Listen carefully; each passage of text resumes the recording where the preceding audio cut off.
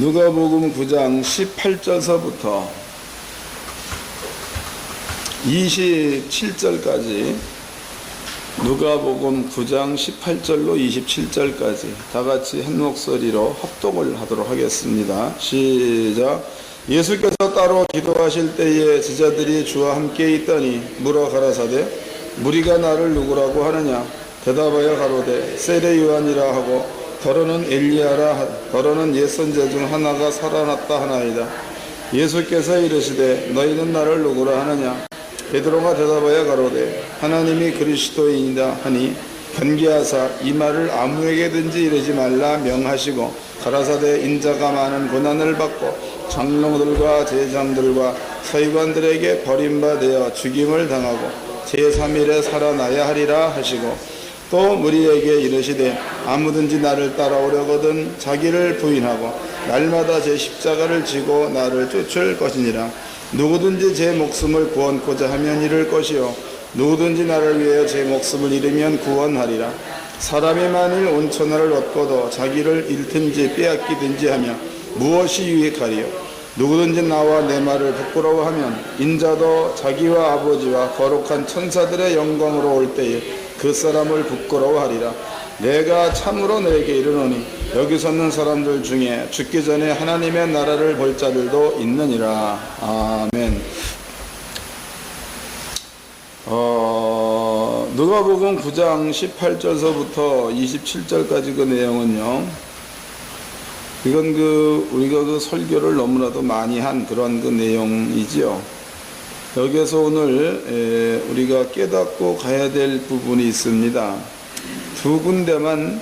세 군데만 제가 다시 읽어드리겠습니다. 23절입니다. 또 무리에게 이르시되 아무든지 나를 따라오려거든 자기를 부인하고 날마다 제 십자가를 지고 나를 쫓을 것이니라. 그리고 예수를 따라오려면 자기 십자가를 지고 따라오라 이런 얘기하지요.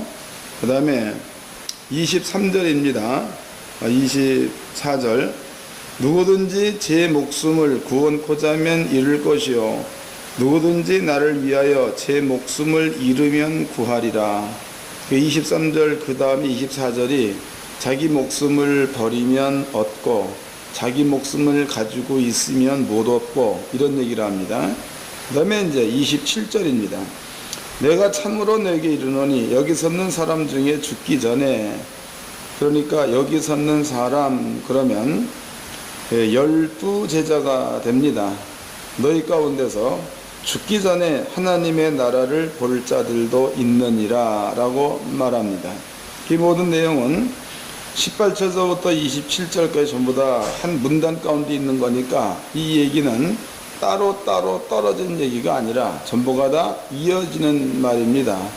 그래서 지금 여러분들 이제 지금부터 설명한 내용을 잘 들으시고 하나님의 나라를 보는 자들로 있기를 바랍니다.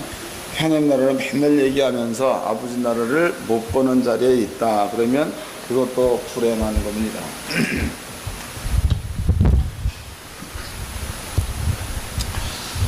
찬송가 가운데서 이런 찬송가가 있죠. 무거운 짐을 나 홀로 지고 견디다 못해 쓰러질 때 불쌍히 여겨 날 구해주리 은혜의 주님 오직 예수, 이런 말이 있습니다.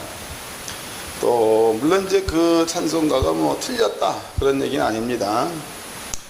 또 여기에서 제 십자가를 지고 나를 쫓을 것 이런 부분에 대해서는 인간들이 참을 수 있는 것, 그 다음에 이제 인간들이 본인들이 가지고 있는 경건의 모양 이런 것들로 설명을 많이 하고 있습니다.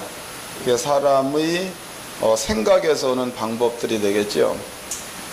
그런데 이 말씀대로라면 누구든지 자기를 그래서 자기 부인, 그 다음에 자기의 십자가 그랬단 말이에요. 자기의 십자가를 치고 예수를 쫓으라 이런 말 했단 말이죠. 근데 여기에서 자기 십자가를 치라 이 말을 무슨 고난 이런 것들로 풀이하는 사람들이 많이 있습니다. 자기 십자가를. 그래서 언젠가 고난주간 그러면 우리나라에서는 그 기독교계에서 행사로 그런 일을 하죠. 행사로. 그래서 십자가를 지고 어디서부터 어디까지 그렇게 이제 행군하는 그러한 모습들을 제가 가끔 봅니다.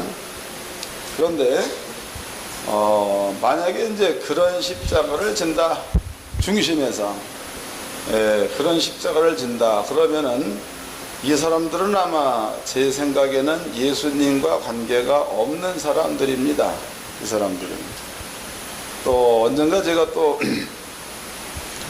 뭐 이제 얘기하는데 가만히 들어보니까 중고등부 수련회 때다고 얘기하는가 뭐 그때에 그런 얘기를 하더라고. 중고등부 학생들한테 쪽지입니다. 쪽지. 이 쪽지에다가 자기의 죄를 전부 다 적으라고 그랬다고 하죠. 이 죄를 전부 다 적고 이것을 십자가에다 이렇게 못 박았다는 거 이렇게 십자가 이렇게 해가지고 못 꽝꽝 박고 이러한 그 의식을 거행을 할 적에 많은 중고등부 학생들이 은혜를 받더라 이런 얘기 한단 말이죠. 이 얘기도 제가 보는 관점에서는 예수님과 관계없는 이야기입니다. 이 이야기도. 교훈 여러분들이 이제 깨달아야 될 부분은 그러면은 자기를 부인하고 그 다음에 자기 십자가를 지고 예수를 쫓으라 그랬는데 이런 의미가 뭔가 이런 부분들을 한번 살펴보도록 합시다. 마태복음을 한 군데 더 찾아보도록 하겠습니다. 마태복음 11장입니다.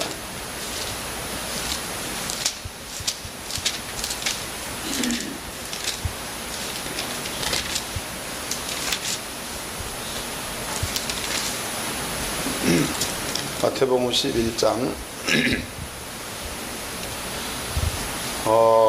2절서부터 3절서부터 읽겠습니다.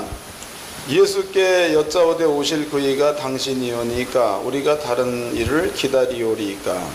예수께서 대답하여 가라사대 너희가 가서 듣고 보는 것을 요한에게 고하되 소경이 보며 안진뱅이가 걸으며 문둥이가 깨끗함을 받으며 귀머거리가 들으며 죽은 자가 살아나며 가난한 자에게 복음이 전파된다 하라 그랬단 말이에요.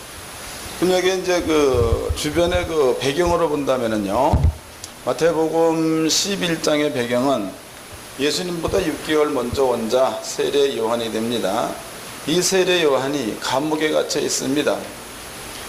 이 요한이 예수님에게 자기의 그 제자들을 보내고 있죠. 그리고 예수님께 뭔가 답을 구합니다.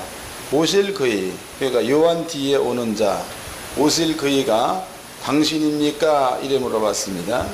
그때 예수님께서 대답하시기를 나다 이런 말을 한 게 아니고 여기 보니까 벙어리가 말한다 이런 말 했지요. 또 안진뱅이가 걸었다. 그 다음에 봉사가 본다. 죽은 자가 살아난다.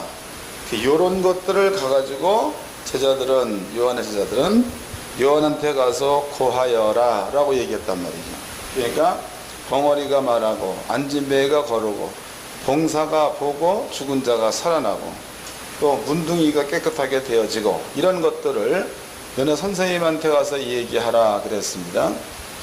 그럼 바꿔 얘기해 본다면 예수님께서는 요한이 묻는 질문에 예수님은 답을 한 겁니다. 답. 요한이 묻는 질문에 예수님은 답을 한 거예요. 다시 읽어보자고. 3절입니다. 예수께 여짜오되 오실 그이가 당신이오니까 우리가 다른 일을 기다리오리이까. 4절 예수께서 대답하여 가라사대 너희가 가서 듣고 보는 것을 요한에게 고하되. 그러면 이제 해답을 제자들이 원하는 것은 내가 너네들이 기다리는 자다 혹은 아니다. 이 대답을 요한은 기다리고 있는 겁니다. 근데 주님의 대답은 4절에 너희가 가서 듣고 보는 것을 요한에게 고하되. 5절 그럼 이제 5절은 소경이 보며 요한의 제자가 듣고 본 겁니다. 안진뱅이가 걸으며 요한의 제자들이 듣고 본 겁니다. 문둥이가 깨끗함을 받으며 요한의 제자가 듣고 본 겁니다.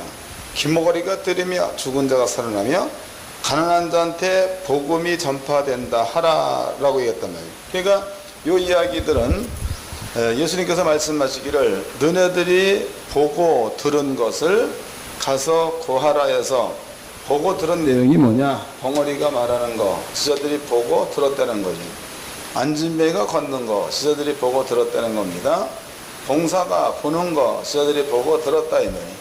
이것이 요한의 제자한테 주고 있는 예수님의 답입니다. 예수님의 답. 그렇다면은 우리가 이 성경 말씀을 읽어보면 주님께서 대답을 해야 될 부분들은 이렇게 대답하면 안 되는 거죠. 사람 무시하는 거죠. 이렇게 대답하지 말고 오실 그이가 당신이니까 이래 물어봤으니까 그래 나다, 아니면 아니다, 다른 자가 있다, 이렇게 얘기해야 맞습니다. 근데 예수님은 그렇게 답하는 것이 아니고 이런 식으로 대답했다 이면, 이런 일이 있고 난 그 다음에 요한이 이 대답을 듣고 난 다음에는 요한이 잠잠하죠. 잠잠. 그 뒤에 요한은 죽습니다. 그럼 바꿔 얘기해 본다면 요한은 제자들한테 주님께서 하신 그 말씀을 들었을 때에 요한의 마음 가운데 뭔가가 짚히고 느끼고 깨달아지는 바가 있었다고 봐야 맞겠죠. 그럼 여기에서 요한이 예수님께서 대답을 했을 적에 그 대답을 요한이 듣고 그 마음 가운데에 느꼈다 혹은 깨달았다 혹은 확신했다, 이런 것들을 우리는 어떻게 이해를 해야 되겠는가, 이런 부분들을 또 한번 짚어보도록 합시다. 자, 뒤로 넘어가서 마태복음 3장입니다. 마태복음 3장 1절서부터 읽겠습니다. 마태복음 3장 1절. 그때에 세례 요한이 이르러 유대 광야에서 전파해 가로되 회개하라 천국이 가까웠느니라 하였으니. 다시 읽겠습니다. 그때에 세례 요한이 이르러 유대 광야에서 전파하여 가로되 회개하라 천국이 가까웠느니라 하니, 저는 선지자 이사야로 말씀하신 자라. 일러스되 광야에서 외치는 자 소리가 있어 가로되 너희는 주의 길을 예비하라, 그의 첩경을 평탄케 하라 하였느니라 그랬습니다. 그 요한이 복음을 증거할 적에 가장 먼저 한 말들입니다. 회개하라 천국이 가까웠다. 그렇다면은 유대인들이 갖고 있는 정신세계에서의 천국은 어떠한 모형인가, 이것도 한번 알아봐야 되겠죠. 유대인들이 갖고 있는 믿음의 세계에서의 천국. 여기에서 우리는 그 예수님께서 유대인들을 향하여 한 말이 있습니다. 옛날에 그 서기관, 그 다음에 이제 바리새인, 그 다음에 사두개인, 이러한 사람들이 있었죠. 그럴 적에 장가도 가지 않는다, 아니 영이 없다, 부활도 없다, 이렇게 얘기하는 사두개인의 무리가 예수님 앞에 질문을 합니다. 예수님, 분명코 천국에 가서 만약에 부활을 한다 그런다면은 지금 나하고 살던 그리고 죽었던 그 아내가 뭐 한 두세 명 있다 그러면은 천국에서는 그 사람들은 누구의 아내가 되는 건가, 뭐 이런 것들을 물어봤죠. 또 이제 율법대로 먼저 여자는 하나입니다. 여자는 하나인데 큰아들이 여자와 살다가 죽었어. 유다의 며느리 이름이 뭐죠? 다 마른 사람이죠. 유다의 며느리 이름이 다말입니다. 다말의 큰 신랑 이름이 뭐예요? 엘리인가요? 엘? 그 다음에 다말의 둘째 신랑 이름이 뭐죠? 예?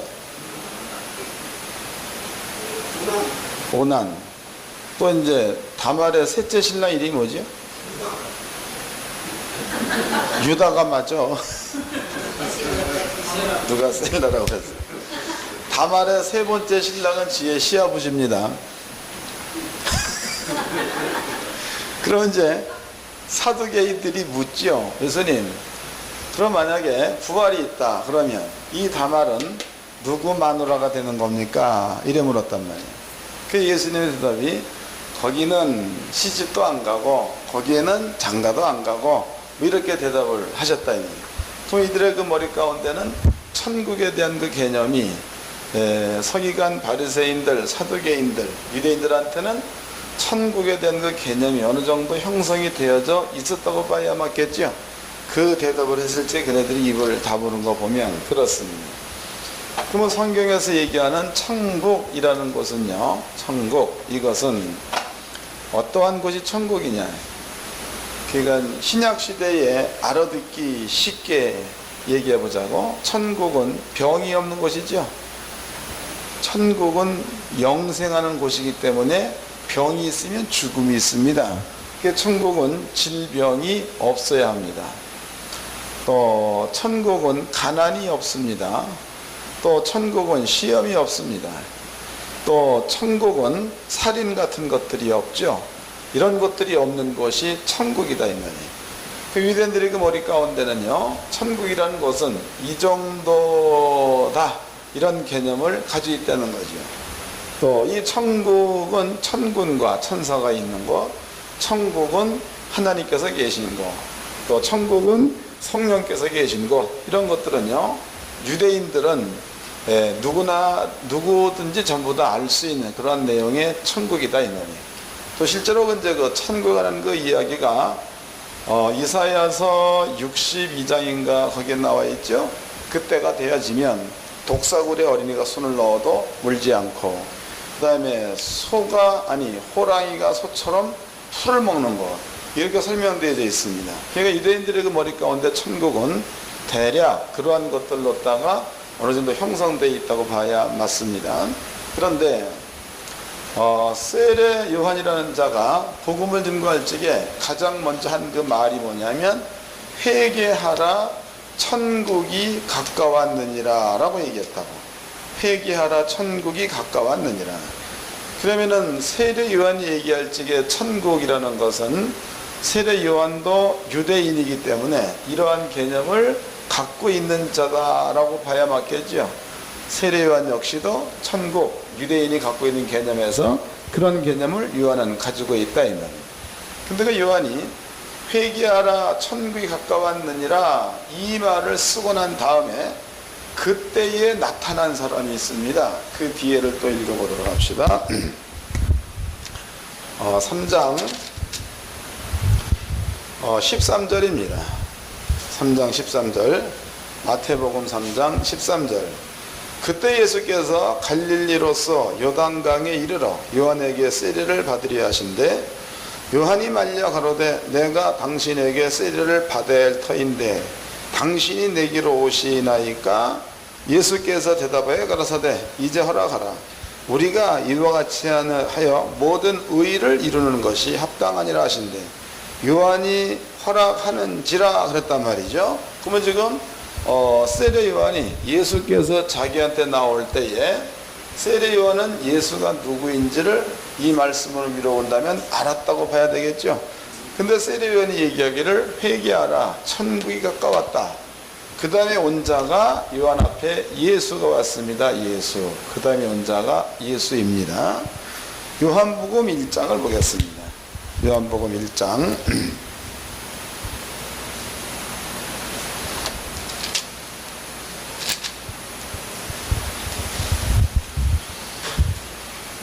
요한복음 1장 7절서부터 6절서부터 읽겠습니다. 요한복음 1장 6절. 하나님께로서 보내심을 받은 사람이 났으니 그의 이름은 요한이라. 요한. 저가 요한이 증거하러 왔으니 곧 빛에 대하여 증거하고 모든 사람을 자기를 인하여 믿게 하려 함이라. 그 요한이 이 땅에 증거하러 온 그것은 빛, 즉 예수에 관해서 증거하기 위해서 왔다, 이런 뜻이 되겠죠. 8절. 그는 빛이 아니요 이 빛에 대하여 증거하러 온 자라. 참빛 세상에 와서 각 사람에게 비치는 빛이 있었나니 그가 세상에 계셨으며 세상은 그로 말미암아 지은 바 되었으되 세상이 그를 알지 못하였고 자기 땅에 오매 자기 백성이 영접지 아니하였으나 영접하는 자 곧 그 이름을 믿는 자들에게는 하나님의 자녀가 되는 권세를 주셨으니 그랬습니다. 그렇다면은 지금 그 요한복음 1장을 말씀 이뤄봤더니 요한이 빛에 대해서 증거하러 온 자다 그랬죠. 요한은 빛에 대해서 증거하러 온 자다. 그런데 그 빛을 설명을 할 때에 그 빛이 뭐냐 이거지. 그 빛이 거기에 다시 읽어보도록 합시다. 그 빛이 어떻게 설명되어져 있는가. 10절입니다. 9절 참빛 곧 세상에 와서 각 사람에게 비치는 빛이 있었나니 그가 세상에 계셨음에 세상은 그로 말미암아 지은 바 되었으되. 그러면 그 빛이라는 것은 하나님이란 이야기죠. 이해됐나요? 다시 읽겠습니다. 10절 그가 세상에 계셨음에 세상은 그로 말미암아 지은 바 되었으되 세상이 그를 알지 못하였고 그랬단 말이에요. 그러면 지금 세례 요한이 예수님께서 요단강에서 자기 앞에 나올 때 그 요한이 쓴 표현이 있습니다. 나는 당신의 신들매 신끈조차도 들 수 없는 자. 그랬으니까 요한이라는 자는 예수에 대해서 어느 정도 알았다라고 봐야 되겠죠. 이해가 되셨나요? 네, 아는 자였다라고 보아야 합니다. 또 세례 요한이라는 자가 마지막 제사장이요 마지막 선지자다 이렇게 본다면 예수께서 말씀하셨죠. 율법과 선지자들의 말한 바 그 모든 예언이 요한까지니. 그래서 요한까지.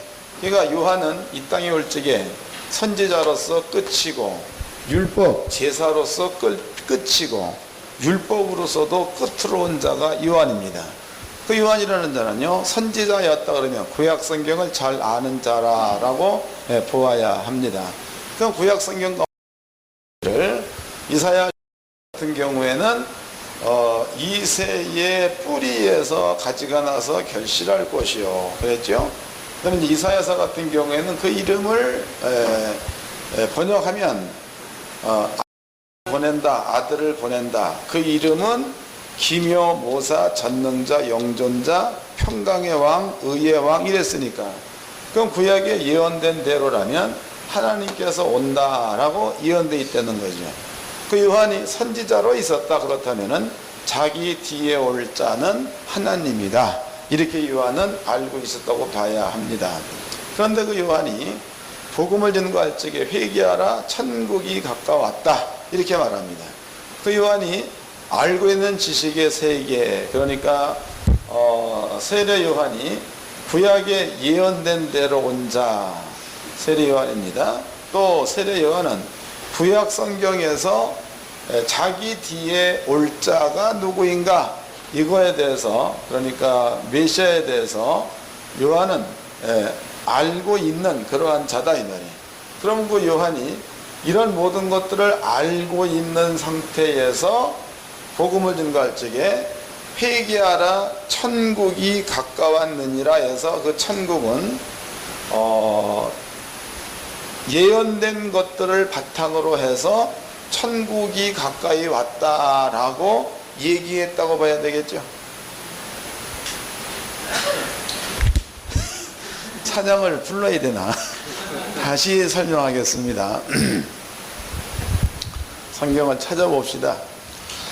이사야서입니다. 이사야서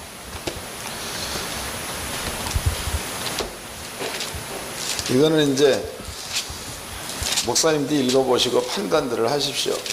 이사야서 9장입니다. 6절입니다.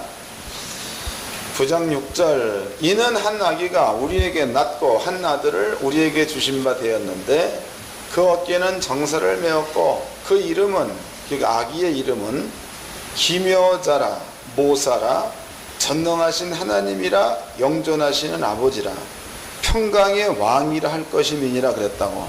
그건 예언된 거. 그러면 세례 요한이 선지자라면 선지자는 성경 말씀을 아는 자죠. 먼저 아는 자를 선지자라고 말합니다. 그럼 이사야서 9장 6절 말씀에 기록되어 있기를 한 악이 육체를 입고 올 자가 있는데 그 자는 영존하는 자다. 그 자는 전능한 자다. 그 자는 평강의 왕이다. 그 자는 하나님이다 라고 얘기했단 말이에요. 그러면 선지자 요한이라는 사람은 구약 성경에 이렇게 예언되어 있으니까 자기 뒤에 올 자는 하나님이 온다라고 알고 있겠죠. 구약에 예언된 거니까. 그 요한은 선지자니까 그것을 안 되는 겁니다. 근데 이 얘기가 이사야서 9장에만 이 말이 있는 게 아니다고 또 찾아보도록 합시다. 거기가 스가랴서입니다. 9장입니다. 스가랴서 9장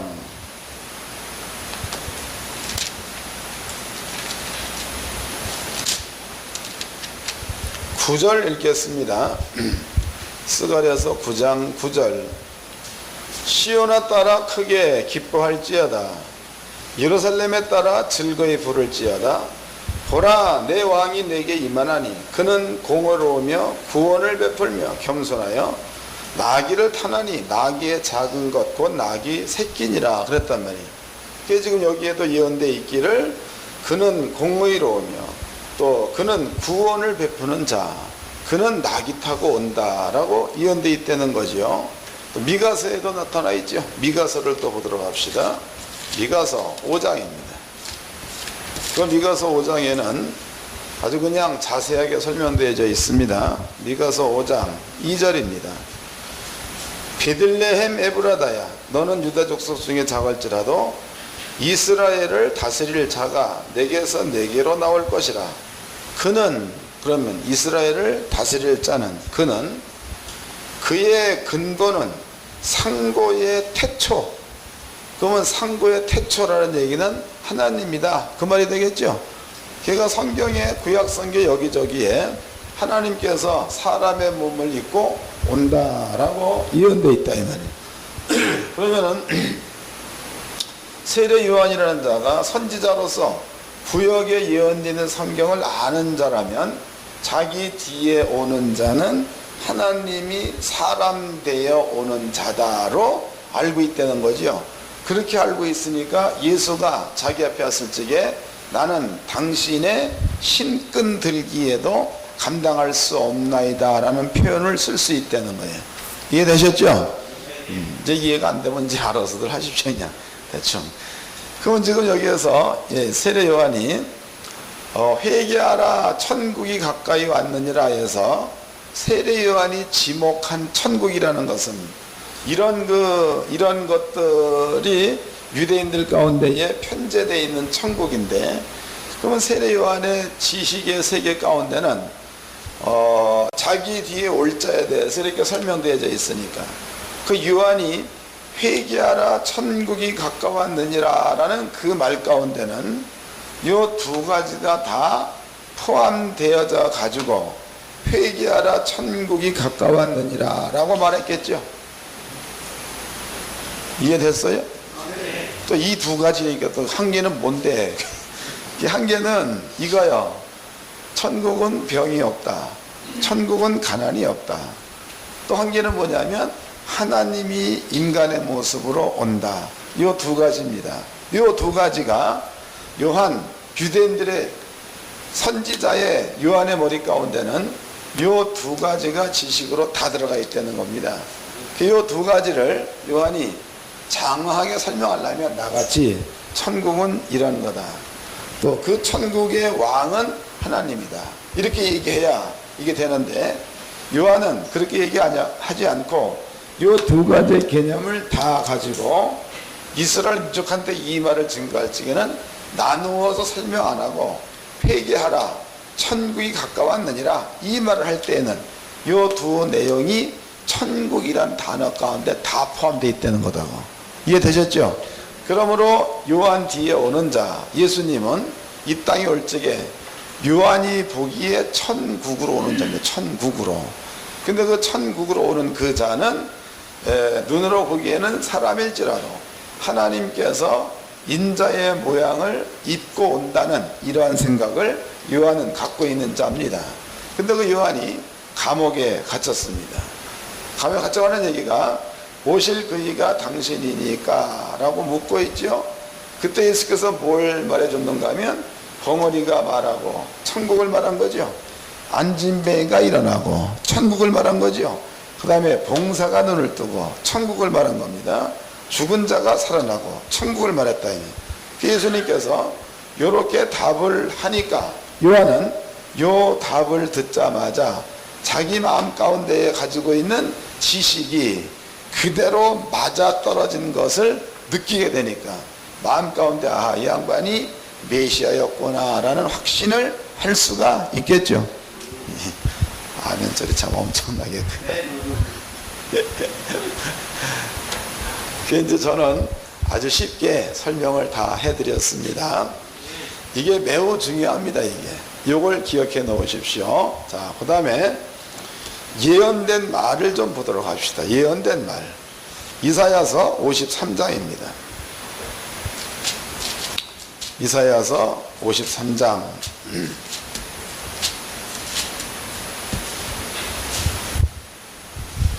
4절서부터 읽겠습니다. 이사야서 53장 4절.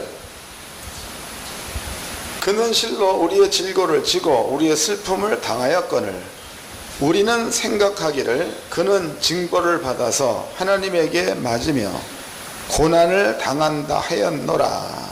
그 다음에 그가 찔림은 우리 허물을 인하며 그가 상함은 우리 죄악을 인함이라. 그가 징계를 받음으로 우리가 평화를 누리고는 천국이죠. 이해되는 거요? 다시 읽겠습니다. 5절. 그가에서 그는 예수님이 되겠죠. 그가 찔림은 우리 허물을 인하며 그가 상함은 우리 죄악을 인함이라. 그가 징계를 받음으로 우리가 평화를 누리고는 천국입니다. 그가 채찍에 맞음으로 우리가 나음을 입었도다가 천국입니다. 우리는 다 양 같아서 그릇 행하여 각기 제 길로 갔거늘 여호와께서는 우리 무리의 죄악을 그에게 담당시키셨도다 그랬으니까 그에게 죄가 올라가 버리면 우리는 천국에 거할 수 있는 의인이 돼버리는 거죠. 그러니까 여기에서 이사야서 53장 4절서부터 6절까지 그 내용은 천국이 이루어지는 것에 대한 설명이다 이 말이. 그러면 지금 이 말을 그대로 우리가 직역을 해본다면요,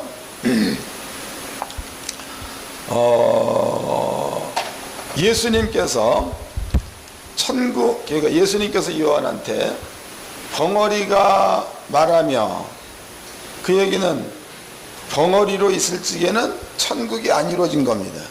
근데 벙어리가 말할 때에는 벙어리한테 천국이 온 거죠. 그 다음에 안진뱅이가 일어선다. 안진뱅이로 있을 적에는 천국이 없는 거예요. 근데 안진뱅이가 일어서는 그것으로 그 사람한테는 천국이 온게 되는 거다. 이게 이제 천국입니다.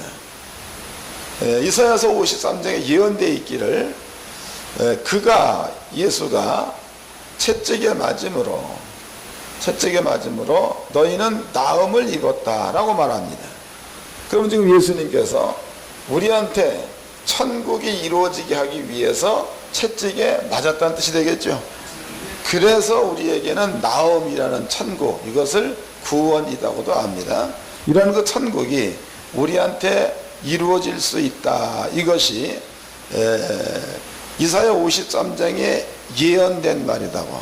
그러니까 신약시대에 된 말이 아니고 예수님이 오기 이전 한 600년 전에 이사야 시대에 예언된 말입니다.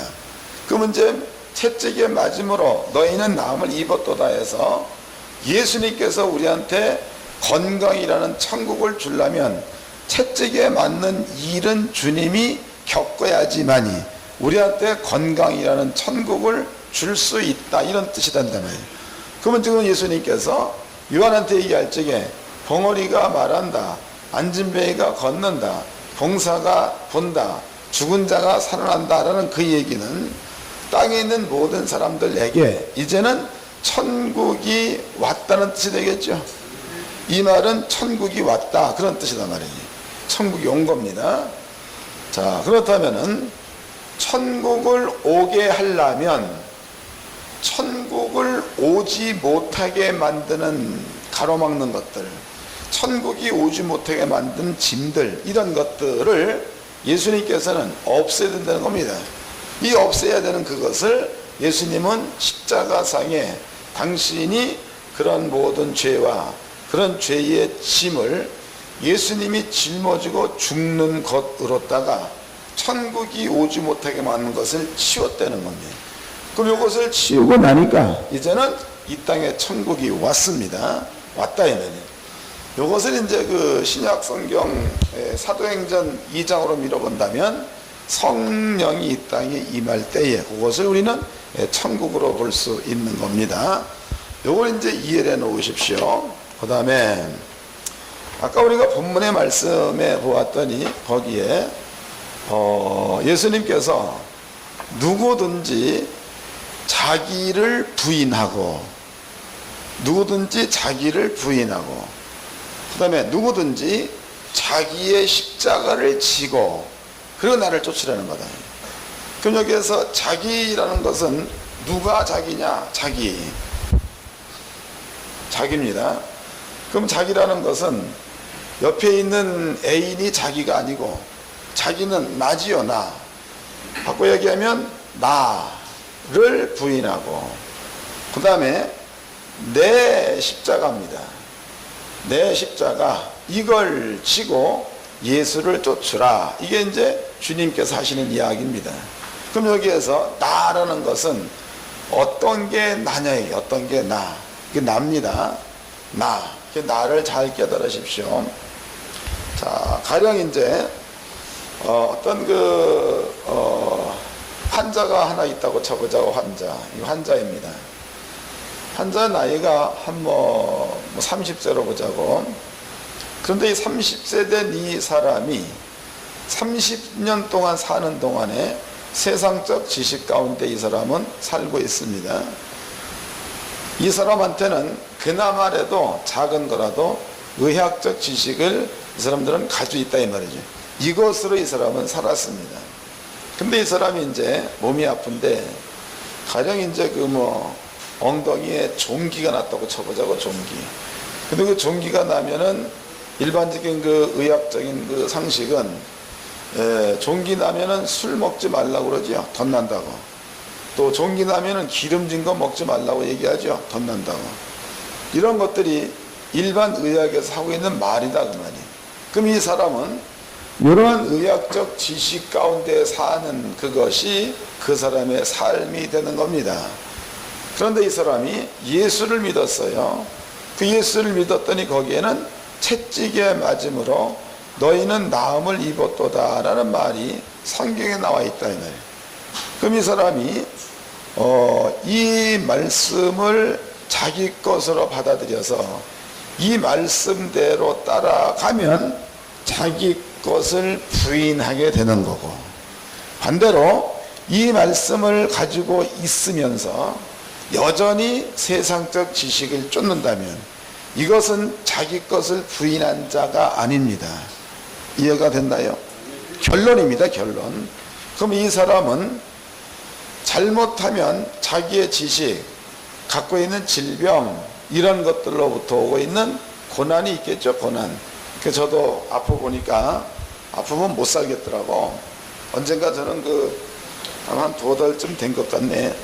갑자기 골이 아파요. 아침에 자고 일어났더니 골이 핑 하더니 골이 이렇게 흔들어 버리면은 골이 열로 갔다 그렇게 아파. 이렇게 하면 열로 가서 아프고 열로 가서 아프더라고.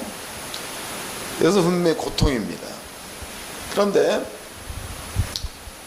이 사람이 세상적 지식 이런 것들을 쫓으면서 질병에서 오고 있는 고통 이런 것들을 본인이 가지고 있으면서 예수를 믿는다고 쫓아간다 이 말이에요. 그러면 그 사람은 자기를 부인한 게 아닙니다. 또 그 사람은 본인은 큰 고난을 겪고 있는 것 같은데 그런데 하나님께서 보시기에는 자기가 겪고 있는 고난 이런 것들은 안 겪어도 될 건데 겪고 있는 거다 그 말이에요. 근데 이 사람은 이 부분들을 얘기할 적에 내 십자가 이런 것들을 내가 짊어지고 신앙생활을 죽도록 하는 그것을 얘기할 적에 자기 십자가를 지고라는 말을 쓴단 말이에요. 이 말은 틀린 거예요. 이해가 되나요? 왜 틀렸느냐? 왜? 여기에서 자기 십자가라는 것은요, 이걸 지라는 게 아닙니다. 이것은 예수님이 십자가에 죽을 적에 질병, 채찍에 맞는 것으로 예수가 짊어졌다는 거지요. 그러면 질병 같은 것들은 예수님에게 있어야 되는 거예요? 나한테 있어야 되는 거예요? 예수님께 있어야 된다 이 말이에요. 또 모든 죄악을 주님이 짊어졌습니다. 그런데 만약에 사람들이 그 죄의 값을 내가 지금 치르며 살지, 이건 좀 내가 잘못해서 그런 거야, 이런 것 가지고 산다면 이 사람 역시도 자기의 십자가를 진 게 아니라는 겁니다. 그건 역시도 죄악은 주님이 짊어지고 십자가에 죽었으니까 주님께 올라가 있어야 맞다는 거지. 그러면 이제 이 사람이 지어야 될 십자가라는 것은 뭐냐 하면, 채찍에 맞음으로 나음을 입었도다 그랬으니까 자기를 부인하고 이걸 부인하고 채찍에 맞음으로 나음을 입었도다 해서 요 말씀을 믿는 믿음으로 사는 게 자기를 부인하고 자기 십자가를 지고 예수를 쫓는 게 되는 겁니다. 그러니까 자기 십자가라는 것은, 나음은, 건강은 어려운 십자가입니까? 쉬운 십자가입니까? 건강하라, 이건 쉬운 십자가죠. 건강하게 살라 이 말이. 근데 이것도 짊어지지 못한다면 이건 등신이죠.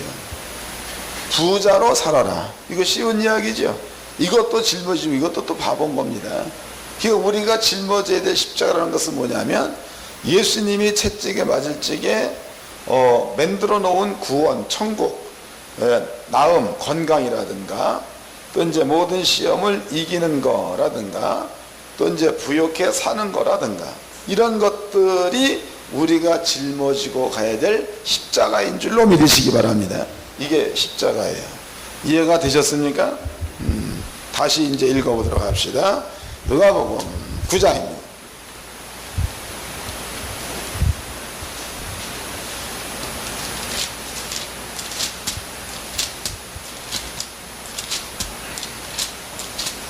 누가복음 9장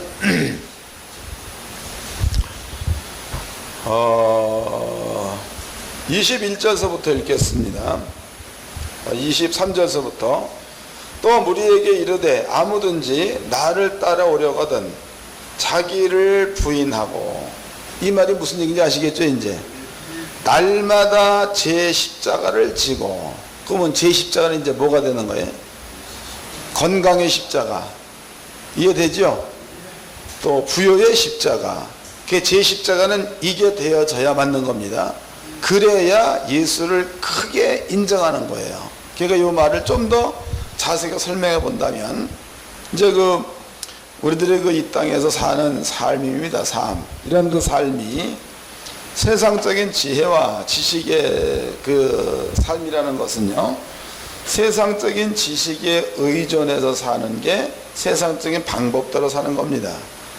그런데 성경적으로 산다라는 그 말은 주님께서 십자가에 달려 돌아가실 때에 완성해 놓으신 구원들, 이런 것들을 마음 가운데에 믿음으로 사는 것, 이것이 그리스도인들이 사는 방법이어야 맞습니다.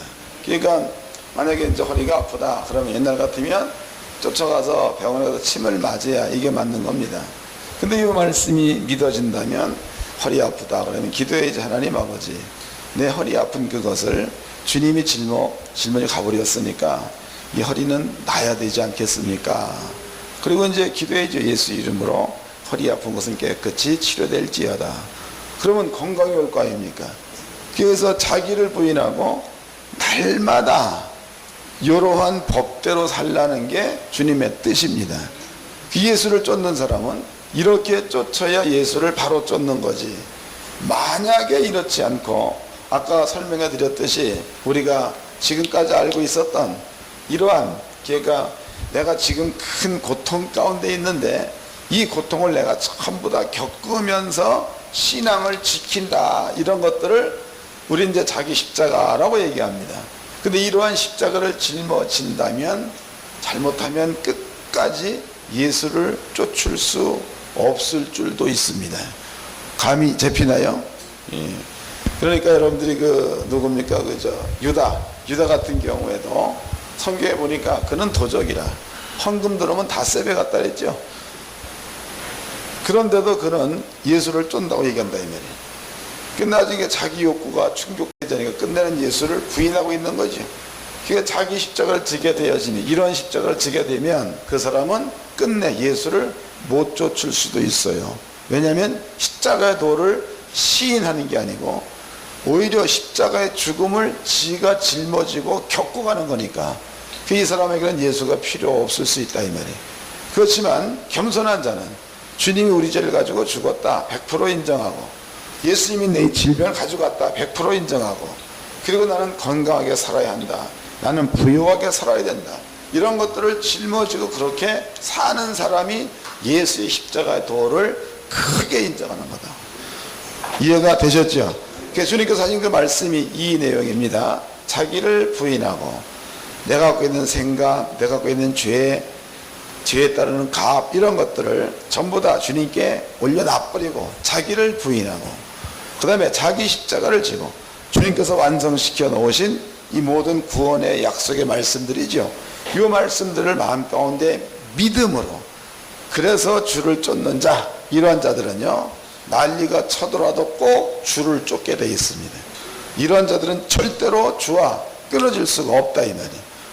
우리는 적어도 누가복음 9장 25절 말씀을 우리가 이해를 하려면은 이 정도의 배경은 깔고 읽어야 이게 이해가 되지, 그렇지 않고 이 정도의 배경을 안 깔고 그냥 그 성경만 읽어내리 간다면 날마다 우는 것밖에는 할 수가 없어요. 죄의 짐 내가 짊어지고 죄에 따르는 값 내가 짊어지고 간다면 울어야지 날마다. 그 아픔은 날마다 눈물밖에 더 나옵니까? 그렇지만은 주님께 맡겨버리고 주님께서 이루어놓으신 요것을 짊어지고 예수를 쫓는다면 내 짐은 뭐라 했어요? 가볍고 쉽다 그랬죠. 그게 가볍고 쉬우니까 예수를 쉽게 쫓을 수 있다는 거예요. 그렇지만 우리가 짊어진 짐, 이것이 만약에 무겁고 힘들다 그러면은 주님을 쫓아갈 수가 없다, 이 말이에요. 무거우니까. 그래서 주님께서 하신 말씀이 수고하고 무거운 짐을 진 자들아 다 내게로 오가 내가 너희를 쉬게 하리라. 그러면 수고하고 무거운 짐은 주님께 맡겨야지만이 쉴 수 있는 거죠. 그게 내가 너희를 쉬게 하리라. 내가 너한테 주는 그 짐은 무거운 게 아니고 쉽고 가벼운 거다. 그래서 그 쉽고 가벼운 것은 구원을 완성시켜 놓은 요것을 성도들이 짊어지고 갈 때에 쉽고 가벼운 짐이 될 수 있다, 이 말이죠. 자, 그 다음에 또 읽어보도록 하겠습니다. 자, 이제 27절입니다. 27절.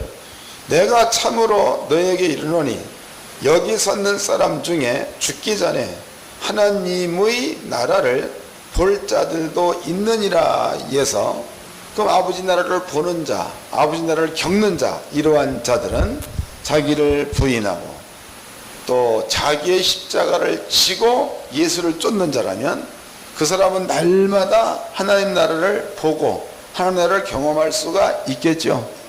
그러니까 주님께서 쓰고 있는 그 말은 그냥 뭡니까? 25절서부터 27절까지 18절에서 27까지 그 내용은 달락달락 끊어진 그런 말이 아니고 18절서부터 27절까지가 이어진 말입니다. 이어진 말.